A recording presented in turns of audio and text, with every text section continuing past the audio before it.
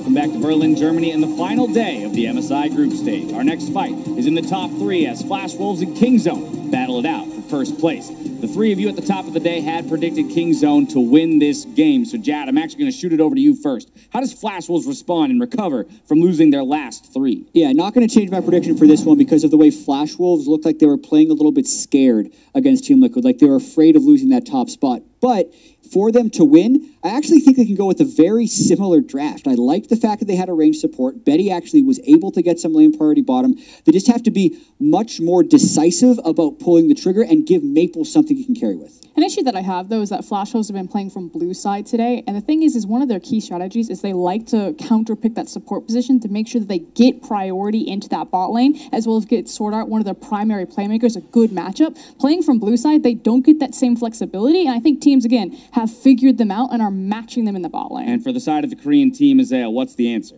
I mean, honestly, I think it's more playing through Prey. This guy has been such a monster in the tournament. You know, we were kind of talking on the desk, who would be the MVP of the tournament so far?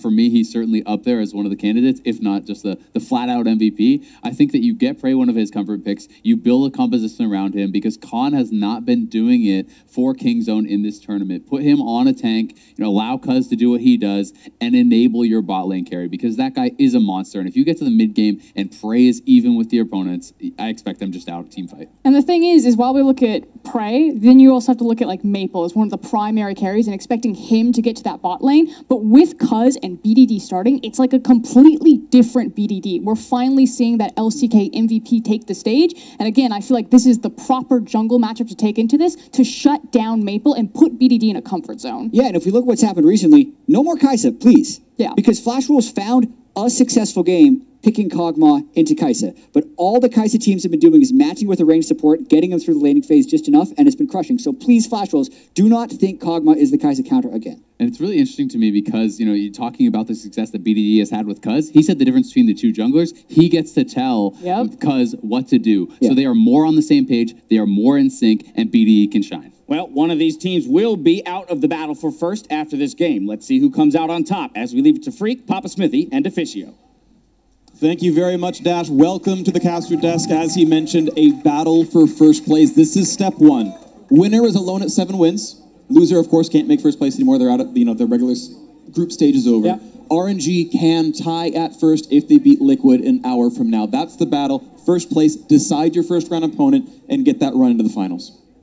And the fun thing here is that Cuz is playing compared to the last time I was mentioned already. He very much follows his team's calls a lot more clearly. Peanut has an idea of how the game should be played. His game sense has been a bit off this tournament. We'll see him again in the best of 5s if you're asking me. But for now, they'll keep it simple and keep it Cuz. One thing I always hope to see when I get Cuz in the games is something where you can start fights. Because that's kind of what it's been doing so far. The Zac game yesterday was spot on. The Camille today, some issues in the early game, but I think he got his revenge later on in the game. He was the one forcing a lot of fights in that mid lane. And with Kai'Sa, predictably Ezreal probably going to join Kai'Sa on the ban list. I actually want to see something out of Khan or BDD. And the reason why I named Khan in particular is that when he was seen as the slayer of top laners, that was when Cuz was in the team and was largely targeting top side. He's been much more team focused, a lot more gangplank, a lot more standard in 2018. Whereas with Cuz, that's when his name really put fear into the minds of a lot of other opponents. Well, Jace getting banned here. We have to remember the last time these two teams played each other, Hanabi grabbed the Yasuo top lane against the Gnar and carried the game. Yes. I think he's ready for Khan to want his revenge, and he just very early on in the draft removed that Jace. Vladimir off the table as well, and even though we consider Khan a top lane carry player, or at least can do that, it's been more on the fighters than the mages. Generally speaking, of course, BDD, a great mid laner as well, but that Vladimir, I do believe, was not a bit of a bad look for Khan when he played it earlier this tournament. Regardless, one more ban to come through for Kingzone. Rakan off the table, but Varus, Betty's most favorite champion, as my words escape me, still on the table. So Trundle is normally what we look at as a first pick, and I think you can go for that against Cuz specifically, because I'm not expecting the Graves to come in, but they do actually grab the Camille instead, and they want to make sure that Khan does not get his hands on it. And it also gives him something on the blue side to be a flex pick, because Cuz was playing that jungle Camille last time out, and I think Proscurum was really onto something when she's talking about blue and red side. Kingzone themselves, 4-0 on red side, all their losses on blue side, given that Flash Wolves have traditionally wanted to counter-pick support and also engineer a good matchup for Hanabi to get through lane. Doing both those things is impossible unless flex picks like Camille are thrown in. Also look at the AD carry bands with Kai'Sa and Ezreal, and then you grab the Kog'Maw. That means actually most of the rage played on mid-game AD carries that can spike on like 1 to 2 items have been banned away, or at least the ones they consider top tier, because Varus is not really getting picked anymore, even though he was in the start of the tournament and actually was very successful for Betty. Exactly. They used to win all their games when they played Varus or Ezreal in the bot lane, and then last picked, counterpicked for Sword Art to have these winning, pushing bot lanes. I want to see Flash Wolves go back to that if they want to try and destroy this Kog'Maw here. They are at least going back to some success, though. Maple's Talia was bonkers when he played it earlier this tournament. Going to grab that one, as well as Mugen on an aggressive jungler. We know that this Camille is definitely going top now, or, I mean, I guess flex to support. Often when Kingzone have shown Kog'Maw priority in the LCK, they've paired it with a mid lane Scion. They love that duo, because you can get the one item on the Kog'Maw of the Rage Blade and fight with Sion's power and go banner. There's also combat options. You can go very aggressive into a Talia. The Yasuo, a famous matchup. We haven't seen it from BDD. I played it a lot in Korean solo queue. Well, I want to mention that Flash Wolves have done something in the first round by first picking Camille, then taking the Graves. They're basically saying, we want a combat advantage over your jungler. We want you to take a tank jungler into the Graves that we've seen 3, 4, 5 camping advantage over their enemies. They do get that here as Cuz defaults to the Zac. But that Zac can still be huge when it comes to perma-ganking lanes and then later on in the game forcing team fights. I want to see if they go for another top lane ban as well. If the Fiora is something they look towards. True. Always a massive matchup against the Camille. And Khan, a famous Fiora in his Exactly. own right. You have to hope it's going to be a carry versus carry matchup there. We've seen very interesting home-cooked ideas into Camille. So Afrika Freaks break out the Malphite into the Camille back in the playoffs. And we do see the Varus ban you were calling for, Deficio. And good to sneak that one in. That was going to be a very likely pick out of Betty here. This means 1, 2, 3 marksman bans so far, at least for conventional bot laners. No Zoe allowed as a kind of pick in Talia, and it's time for the final round of picks now. They know their lane matchups. They know it's top lane Camille, and they know that it is, of course, the Talia in the mid lane. Seeing what the choice here mentioned already, they love the Scion with the Kog'Maw. Usually only go one threat in this comp. See if the Scion is locked in, a flex pick, which should be mentioned. Exactly, yeah, still flex pick in case they see some shenanigans from Flash Wolves' side. Now, what do they grab for Betty down in that bot lane? Because That's most, Rage Blade champion. I mean, You're sure right. it is. You're Yeah, right. Uzi Top showed us laning at phase. Worlds. Uzi showed us at Worlds, and he was really good at it. Still seems unlikely, but in Betty and the rest of Flash Wolves battling up against what everyone thinks the best team in the world, he's going to go for Ashe here. And this is now the first time he gets to play this during MSI, because otherwise it's been, you know, the Ezreal, the Varus, the Kog'Maw. These are kind of the picks he's been going for so far. It is now a crit AD carry on his side, but it is an AD carry that's very strong early on in the laning phase, and it could still be trying to win bot lane. The identity of the LMS squad is very clear. They have Hawkshot, they have an invading jungler. They've denied and forced Kuz onto a tank. I mentioned the Yasuo. They're gonna do it. They're going mid lane Yasuo here, you would have to think.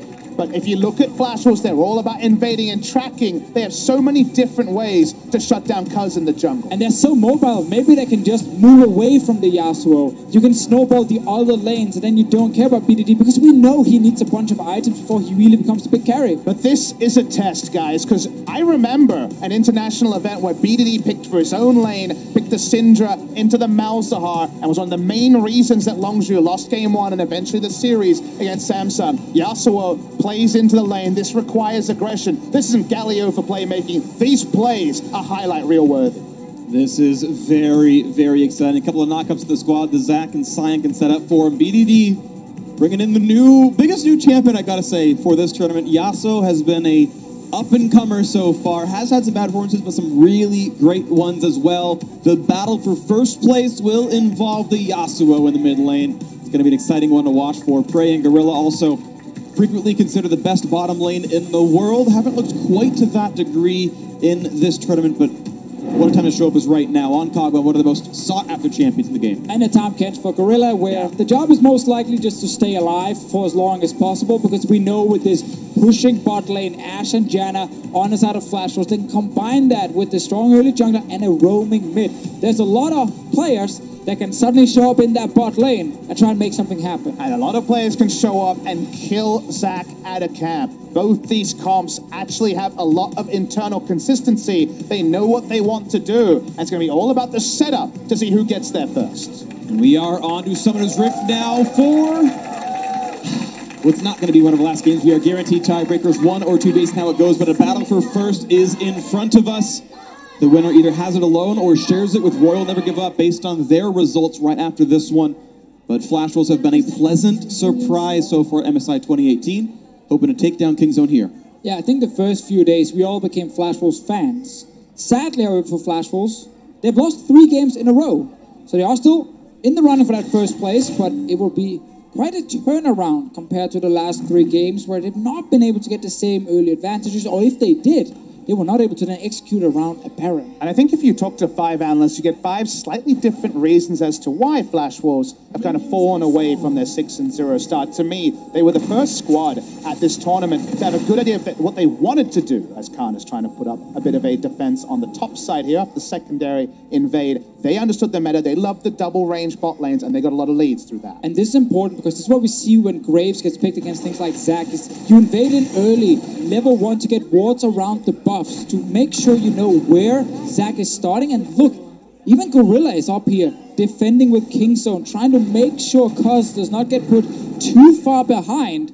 So both supports are actually not in their lane when the minions spawn. But Gorilla's run teleports. We can get back down if he needs to. Sword Art, of course, has a combat summoner heal for him onto this one, as Gorilla not going to land the Q, and they're still fighting for the Sword Art, waiting in the wings to hopefully be a surprise, as that rebuff is going to leash and reset here. And so Maple and Muja going to hope to steal away the Raptors, and well, Maple takes one of them.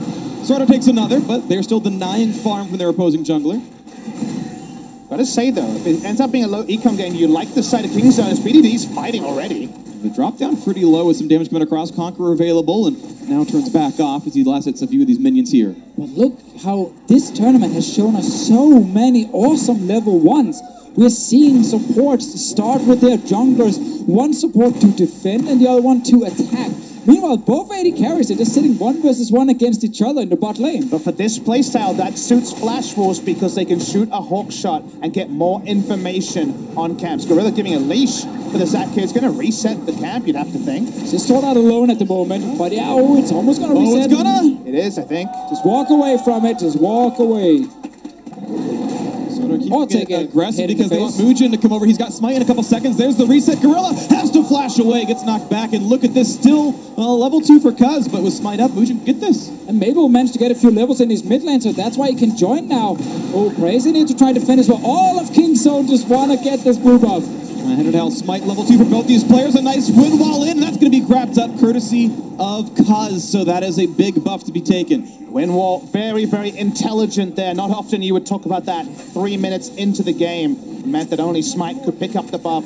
Nothing else would incidentally take it away. A teleport is invested in. We almost had a 5v5 fight and around a blue buff at 3 minutes. We almost did. Instead, we just got a bunch of jungle camps dying. BDD is going all in, just trading a little bit. Let's keep track of how many camps Mujin has taken. He got the Raptor camp and the red buff on top side. Then on bottom side, he secured the Grump and the Rift Scuttler. Cuz got his own blue buff and his own Raptor. So that's why he's only level 2. We'll get level 3 in the next camp. It's going to take some time for him. Obviously, while Mujin has his entire jungle still alive that he can take. And you gotta just expect Mujin to know the timer on when the Raptors respawn. That'll be the first one back up for him to steal. And you expect his recall to line up for that one, and he'll be there with potentially level 4 versus 3 advantage to make sure we can keep Cuz out of the game. And honestly, the tracking of Cuz is going to be extended throughout the whole game. The hawk shot we already mentioned can be loaded into the top side. There was an assist ping there to basically say, let's confirm he's on the top side. He certainly was. As the game goes on, even though it's a largely AD-only comp, on the side of Kingzone, everyone's squishy, and the Yasuo can take over this game, so the lack of a diverse damage portfolio probably not going to be punished by the side of Flash Wolves. They're very squishy. Yeah, I feel like there's enough magic damage at least coming from Prey specifically, but also Cuz does add a little bit about it. But yeah, you are correct. Obviously, if there was a bunch of tanks on the other side, it would be fairly easy to itemize against this. Betty and Sword Art trying to push in. This is what we mentioned with the Ashe pick specifically, but also Sword Art getting to counter pick support again. One of the big things the first few days. And this time around, Cuz actually able to grab his own camp. We didn't go for the big aggressive steal, but he gets both scuttles. That's a small mistake, I feel like, because we have seen these Graves players like control every rep to camp. Kasa famously did it yesterday, but this one slips away. And Peanut did it to an even greater degree in the first game, but we saw both the early Graves domination that led to a win and the early Graves domination from Kasa led to a win in that one, but the loss came on the side of Peanut. It's really about the mid-game execution. Cuz knows what he needs to do, dive in and start fights. The role of a Graves as the game evolves can sometimes be up in the air because he's not a true frontliner. He doesn't always do enough damage to burst through a Sion or a Zac, and now the Zac's invading himself. Oh, well, Cuz not going to go for the steal, but actually spotted by mucho means they can surround onto him. He's going to slingshot right back out of the lane as they loop around and goes, okay, they know what's going on here. It does allow Mugen, I believe, to grab the red buff. He's able to walk away with that one, and the Krugs aren't stolen, but now he's going to look for Cuz on the way back in. If it ends up a low econ jungle game, you're going to like the tank jungler as Cuz finds a bit of damage, no fun there. Both has the Q, has the reload here, and Cuz going to have a hard time fighting. We're going to think the Gromp is back up, but low health bars. They've got to track the rest of the team. Talia's pushed in mid, so BDD can't join. And one of the most awesome things to look at is a professional team punishing a very slow early jungler. Just how many members are actually involved, how much communication you need, and timing of camps. Mabel is sitting on bot side, but Prey and Gorilla are under the turret, and it's not very fun to tower dive with Tom Kench bottom lane. They will get the camp, and Mugen gets another Rift Scuttler. So tracking the jungle, 3 camps in the jungle stolen, and no scuttles given over the neutral ones to the King Zone jungle. It's only been the side of his map that Cuz has been able to grab. Mugen, level 5 to 4 here.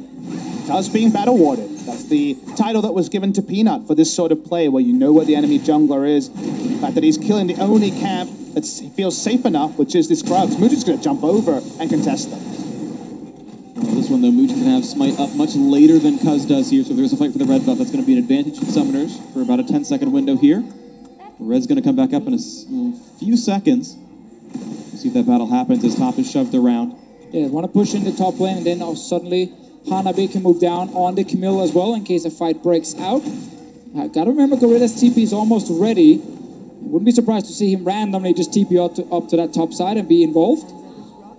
But it's not there just yet. A few more seconds. Cuz is around that blue buff. Mugen is level 6. That is huge for him. They spot each other. So now this is Cuz with a bit of an information disadvantage. The Sion is coming down. Talia roaming up first, though, so Maple's here for this one. Hookshot, they're going to look for Khan. There's a bit of damage. He's got the ultimate as well. The ultimatum is called, and Khan down to 400 HP. Going to be chubbed through with the Weaver's Wall. Does have a way to go. Unstoppable shot. And just survives the collateral damage. It was very risky for him to walk up. Wanted to find information. Gets out of it, but only just. His summoner's down, but BDD finally has got some wave control. Can actually walk up.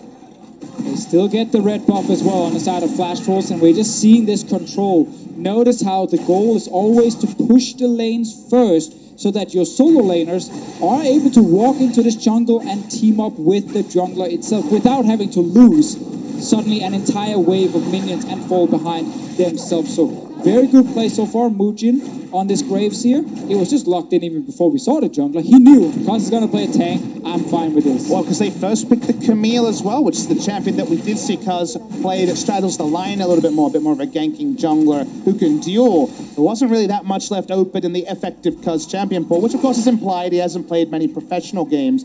You know, he was always around the tank jungler side of the coin.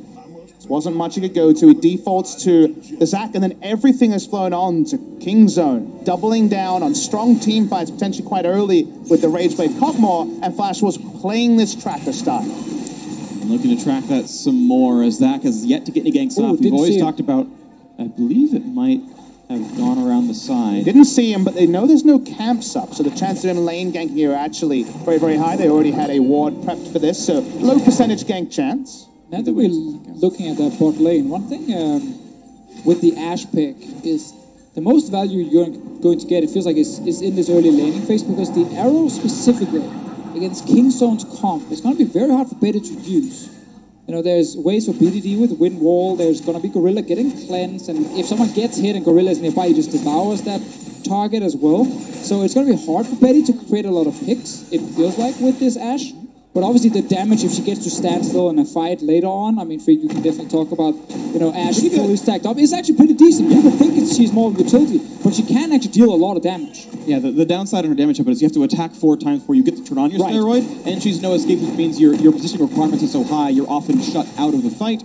Either way, though, a good fight is always great for Ashe. Quick mount, Drake pick up here. Flash Wolves continuing their bot pressure and jungle smashing, get the first objective of the game. And you do feel like Betty was probably caught between Ashe and the Varus that we already discussed, but the Varus was banned away. If it was picked here, would have played a bit more to lane. At least with the Ashe, they basically made Muujin's job as easy as possible. It's the safest invade you could ever ask for when the Hawk shot is thrown in. Haven't talked much about BDD, but he's looking for a trade. Gonna have a fight here. Slingshot's coming over. Not gonna find the knockups just yet. Windwall gets rid of some of what Muujin wants to do and pulls him back in. Ashe Arrow's gonna land though, and it stops him in his tracks, push them right back in, and the health bar is so low. This guy's gonna run away. Muujin joining, all the heals are there, but they split blobs up, and the TP is up there if they need Khan to save him. Down very low, not gonna burn the spell. First blood goes through to Muujin. And the Ashe Arrow was so critical. A 3-second stun stopped the Yasuo doing any more damage. Perhaps from both sides, not faster for Gorilla, even with the Abyssal Voyage. And Flash Wolves, they're going to keep pushing. Oh, Tornado's coming.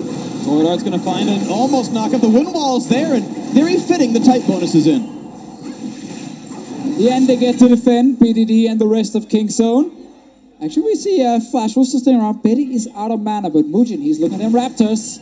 And a TP in for the flank. This could be a very important fight now for Kingzone. Looking to pull the trigger onto this one. BDD has a knockup available. The ultimate not quite up, but he's going to find some damage. Muujin caught out, kicked down, and Prey gets one on the scoreboard. They just assumed that the battle was over. It was not. Maple bot lane's not joining. Nice job right there. Prevented the cancel on the knockup, forcing a flash of the sword out. Really nicely done. These wind walls have been on point for BDD. But it's the first time we're seeing a disconnect in the playstyle there. Maple was not supporting jump in and steal away the Raptors.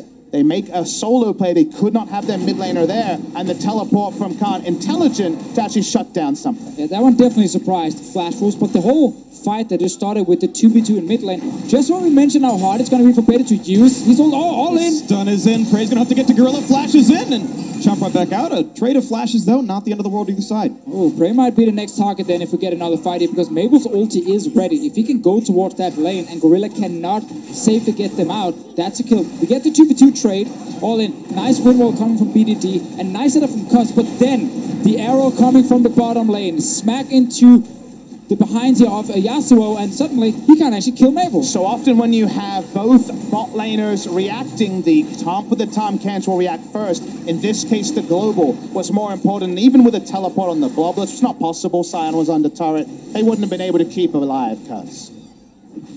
Anyway, it's going to be some more lane pressure. Flash Wolves have bot lane on about 5 HP right now. Maple had shoved that one in a second ago, and they're sending the troops over. We'll see if they can donate the gold to the proper sources. I hope Starter doesn't steal it all. BDD going to shove this one up. Maple wants to fight for this in the mid lane. Hanabi and Cuz showing up as well. They get the knockup. This could be the death knell for the mid laner. Pushed around. There's the let's bounce. The kill picked up in courtesy for Cuz. And now Gorilla brings in Prey as well. It's time to run away as Flash Wolves get out of that one. Bot lane turret did finally fall though. And Kingzone just focusing on getting BDD ahead on this Yasuo here. Want to get him to that PD as fast as possible. Bot lane turret did go down, so Flash Wolves are leading in gold. But now we have 2 assists at least for the Yasuo. And are we seeing a transfer in power? Because earlier, these sort of plays wouldn't have been possible because the Krugs would be dead, a ward would be on it, the Zac would have been eminently obvious when he was coming in with the less bounce. Now they didn't have any eyes on the top side of the jungle. The Zac can come in from insane engage range. It was actually a self-made knock-up, but the knockups are going to be reliable for BDD to get these kills on Maple. So I want to mention that Khan on this sign, he's actually got Righteous Glory as his first item. Like, you already have plenty of mobility and engage as a sign with just your ulti. It's not going to help him a lot in the pure 1v1 against Hanabi, but he just wants to be able to walk and join his team. So keep in mind, he is running Glacial Augment as his keystone, so if he lands a slow from an item, giant slow fields come out, and it can provide a lot of extra crowd control for the team, so he's going to be a big slow machine. Yeah, exactly, if he gets into the fight. That's really the entire thing. Because the Camille here is like, okay, that's perfectly fine for me. I'm not too scared of that one item. I'm just going to continue split pushing. Khan's job is to get away and get in the 5-on-5 as often as possible. Against a tempo draft like Flash was all about playing on the front foot and taking down turrets with their global mobility from Maple, you can understand why it's getting there and commit harder. They're going to have to commit soon. Probably going to be mid lane turret going down here. Not a lot of backup for BDD. Does not seem defensible. Maple and Mugen going to share the local gold. Oh, she goes all to Mugen. Maple just outside of the range for that one, so 350 onto the Graves. Still, that is more of an early game champion. You don't need to keep donating gold to Graves. He's already got the money. I think he needs to do his job. Either way, very small point.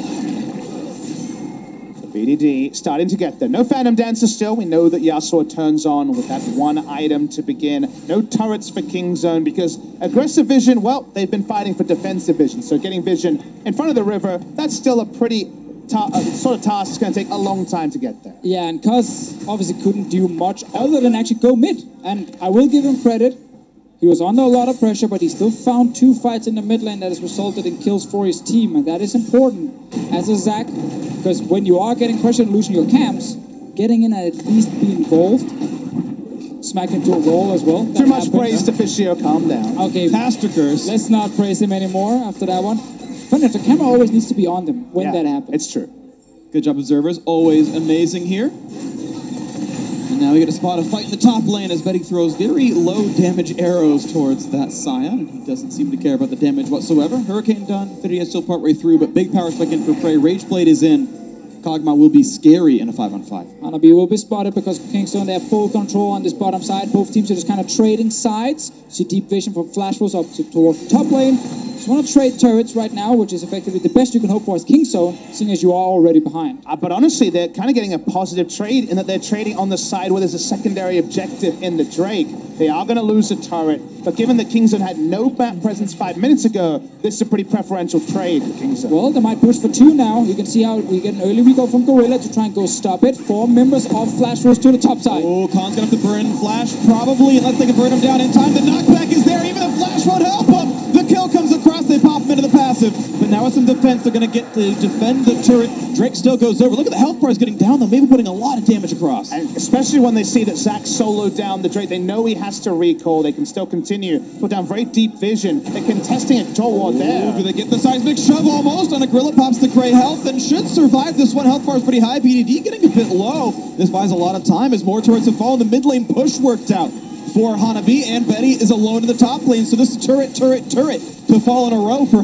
Flash Wolves. Yeah, we have to remember Kingzone. It takes them forever to kill that Drake with the Zac here, so they were actually not able to quickly just grab 2 objectives and go back and defend. It was just Khan there at first, and Flash was made the correct call. Don't stop. Just if you see them bot side, rush for tier 2, and then they actually managed to secure the kill. Great wall, and Khan probably needs to just flash out. He doesn't flash instantly because he hears that Tahm Kench is on the way, but like you say, the timing doesn't work out. Safety first is what they should have chosen. They don't. But let's talk about what Flash Wolves got. The global goal, that part is established. Getting 2 turrets top lane this early is not always something that can be translated into a bigger objective.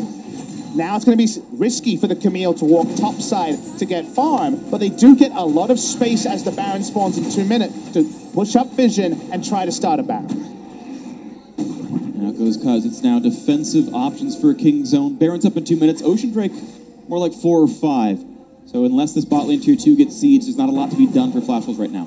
That is true. They can slow down at least a little bit on their side. And so got to remember this Camille split pushing. She's been so impactful as a champion during MSI because she's one of those split pushers that can destroy turrets with her Q, with her Sheen so effectively. So when she gets ahead and she starts just sitting in that side, Kingzone can't really stop her at this point, seeing as, of course, there is a TP, so she can always join a team in case it's BDD sitting against her. And that should just buy a lot of time for Hanabi, who, funny enough, 2nd game in a row against Kingzone is on a carry. Yep.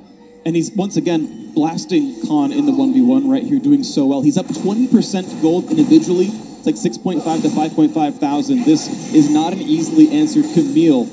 And it's incredible that the stars who are crushing on Flash Wolves are the 2 rookies. Hanabi, a Yasuo one trick from solo queue comes in, is doing amazing. Okay, one time on the Yasuo, but now on the Camille crushing as well, and Mucho just smashing his matchup as well. Help from the team, sure, but playing so well against the best team from South Korea, the perennial champions, as now Khan gets chopped up and pushed away, but this is going to be a 5v4. I'll be down for a moment. They're actually going to use the ult here just to get this started. Khan has teleport. Will we see that big engage? Oh, there's a ward down at the Drake he can use if he wants to do something. Right now, Kingzone plays also low.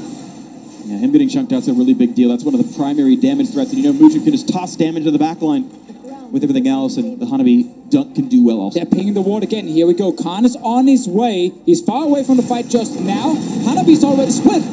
Oh, and has to just send the ult to get away. Kuz has to lead this one. Gorilla low on health again. Just Flashwolves keep finding the damage. Another volley across the squad as well as the next minion wave is here. A knock up there as Khan is off to the side. Glacial was used, and now look where the stun gets. So finally, Flash away. It took him so long to find that button. Now, if they're even in gold, you can make that play, but they have to use everything. The Yasuo win wall, a lot of defensive moves, just to stay alive under the turret. So then it ended up being a flank. It just ended up buying them a little bit of time. But everyone needs to fall back. They need to recall and heal up. Flashwolves not able to push themselves any further up, but the engage for Kingzone still eludes them at 20 minutes. The Flashwolves consolation prize is grabbing a blue buff now. Ooh, yeah. Hanabi had to flash away. If you let Searching Strikes land, that would have been a pullback and possibly a combo in. So a blue buff steal, but that turret was defended pretty well by Kingzone. Didn't lose much more than cooldowns and didn't lose any turrets. It's going to be fun to see Kingzone in these team fights, because there is a lot of knockups for a Yasuo. If Kuz gets the correct engage in, suddenly it's a perfect set of four. BDD, Sword Art on his side, is going to be kind of the one person who can try and disengage everything, but there's some tools that are really hard to get rid of as a Janna. Like if Kuz goes into his ulti, if it's a Scion ulting into you, you can't just instantly get rid of him. You will most likely get hit and get knocked up, and then BDD can follow. So there's going to be a lot of things Soda needs to watch out for. This is going to be one of the very hard Janna games to play, because everyone just wants to kill you.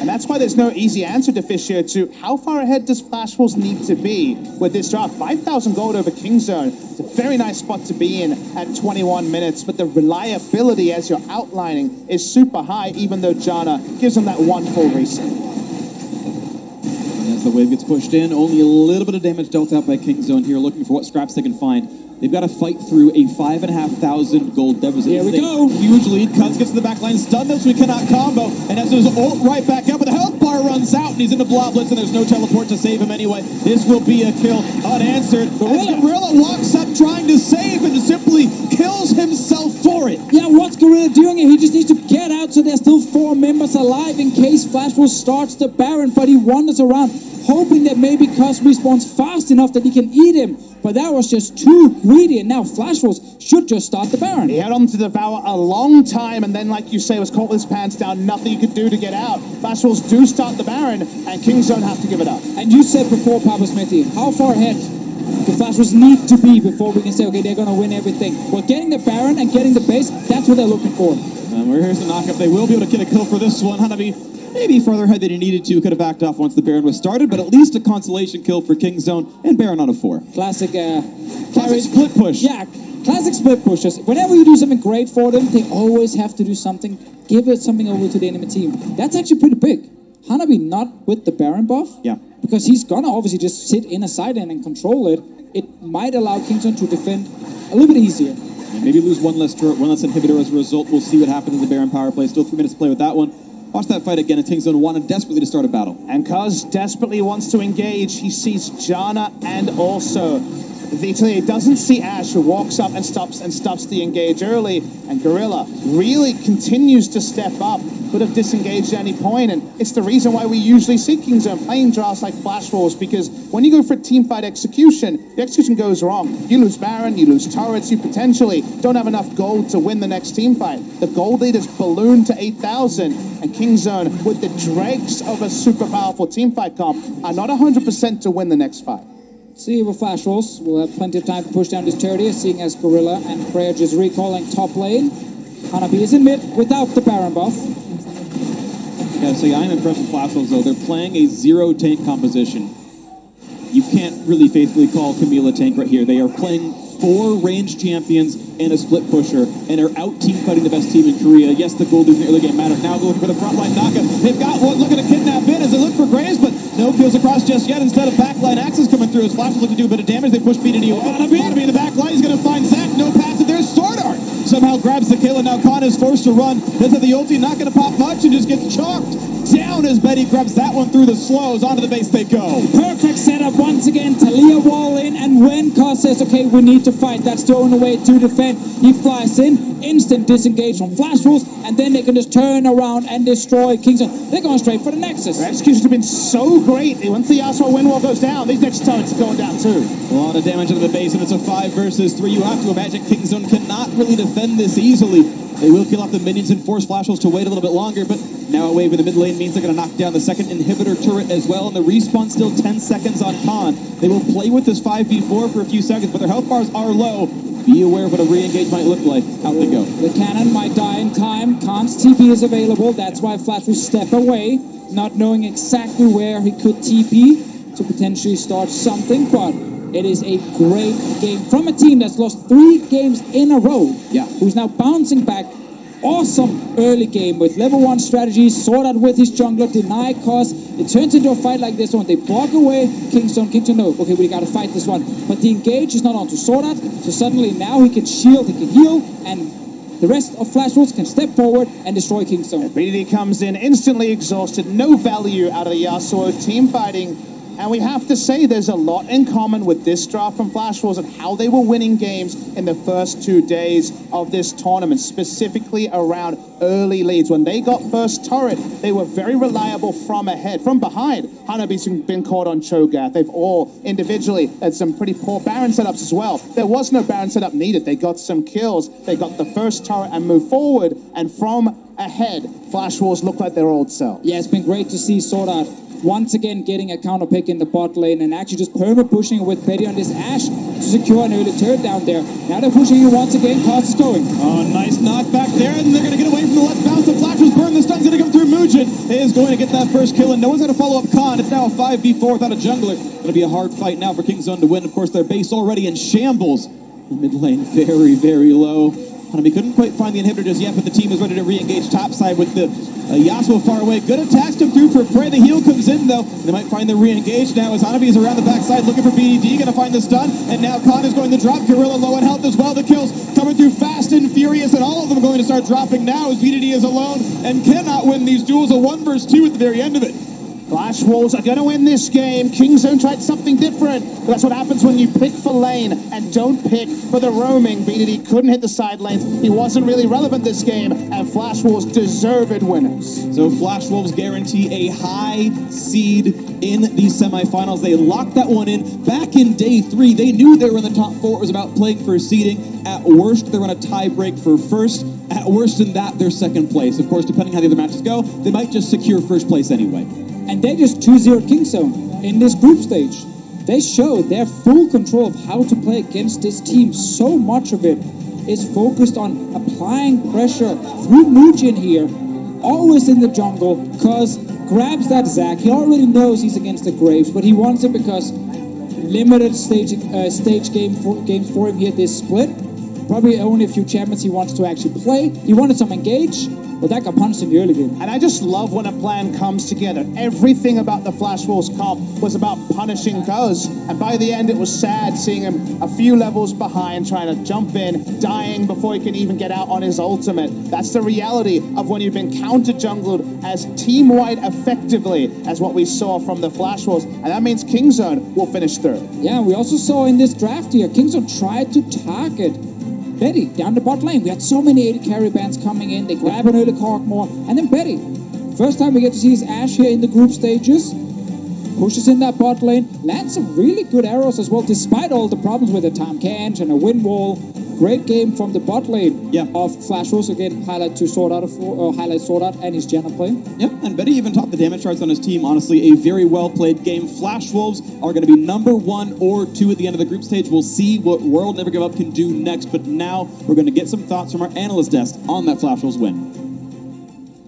Thank you very much, Freak. Flash Wolves bounce back in their final game of the group stage here to secure themselves at least a tiebreaker for that top spot if RNG is to win the next one against Team Liquid. 2-0 over Kingzone now through the group stage for this LMS squad. Let's talk about the comp they picked for themselves with the Camille in the top lane, Carry against Khan on a tank of all things, and then the Ashe for Betty in the bot lane. Frankly, I think they should stick with the Carry top laners. After an incredible Yasuo performance, now pulling out the Camille, I just think the vibe works. And, you know, a lot of people going to this tournament, they're like, Kingzone, probably the only team that can play a triple threat composition, and Flash Wolves just throwing down the gauntlet and say, no, we've got our own ace. And I do really like the Talia for Maple as well.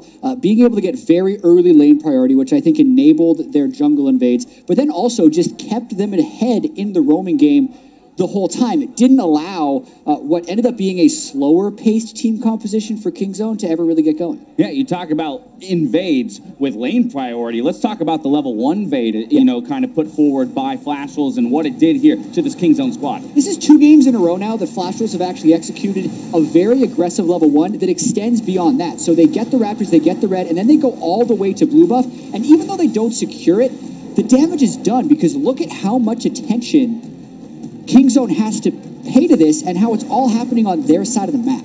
Yeah, exactly. 4 Kingzone members eventually had to come over to actually secure this. Their bottom lane had to fully come up. You know, they brought their mid laner over at one point. Like, it's a tremendous amount of effort and resources actually dumped into this. And meanwhile, Betty was just farming bottom lane, pushing bottom lane out, you know, all by himself. And it's just the confidence now about why priority is so important, while the superior matchup is so important, because it feels like every single game we are having some sort of level 1 invade that is dramatically turning the tides. Yes, TL were able to climb back from theirs, but this is multiple times that the first step to messing with Kingzone is tripping them up and looking for an invade.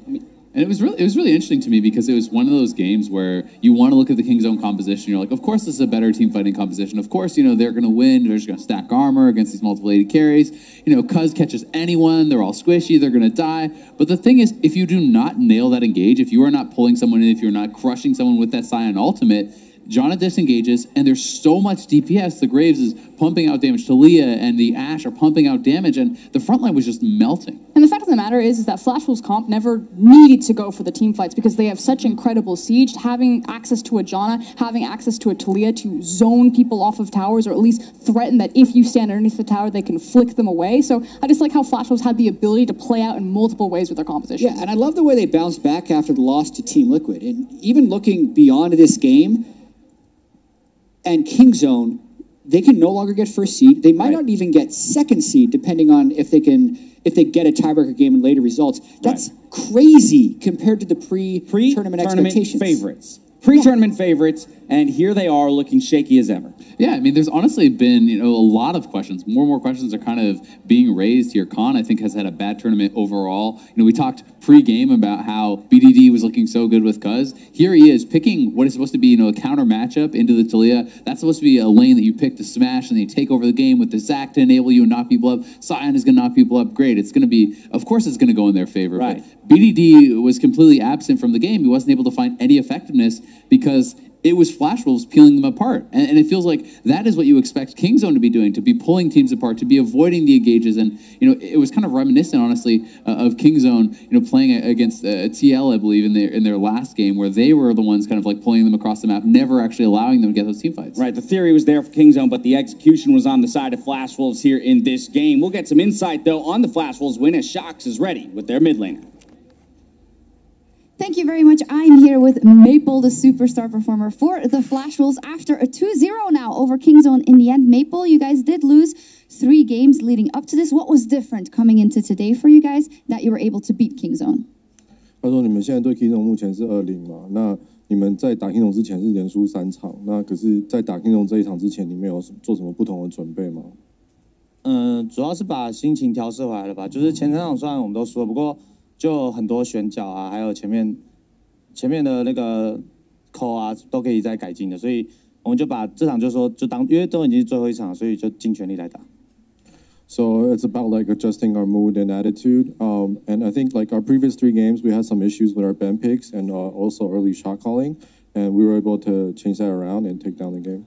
However, when you look at the entire group stage, the Flash Wolves amazed everyone. You had fantastic performances, and you now lock place 1 or 2 coming out of the group stage, rather, which is a fantastic performance. What does it mean to you to do so well in the first international tournament with this new Flash Wolves lineup?